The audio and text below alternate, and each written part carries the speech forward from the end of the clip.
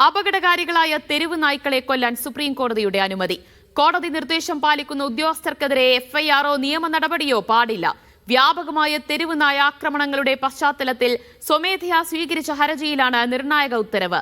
നായ്ക്കളുടെ പ്രജനന നിയന്ത്രണത്തിനായി ഏർപ്പെടുത്തിയ ABC ചട്ടങ്ങൾ കർശനമായി നടപ്പാക്കണമെന്നും കോടതി നിർദ്ദേശിച്ചു.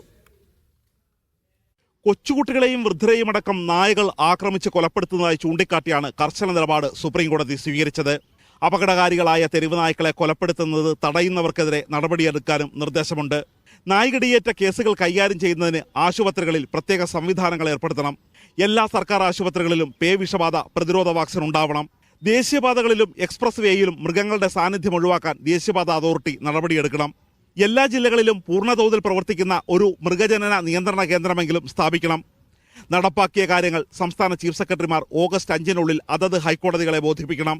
ഹൈക്കോടതികൾ ഇക്കാര്യം ഈ വർഷം നവംബർ 17-നുള്ളിൽ സുപ്രീം കോടതിയിൽ സമർപ്പിക്കണം.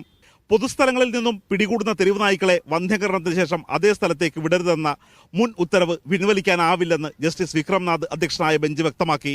നിയമം കൃത്യമായി പാലിക്കാത്ത ഭരണകൂടമാണ് യഥാർത്ഥ പ്രതിയെന്ന് സുപ്രീം കോടതി വിധി അടിവരയിടുന്നു. നായ്കടി ഭീതിയില്ലാതെ അന്തസ്സോടെ ജീവിക്കാനുള്ള അവകാശം കൂടിയാണ് സുപ്രീം കോടതി ഉറപ്പു നൽകുന്നത്. D Dhanasumod, media 1, Delhi.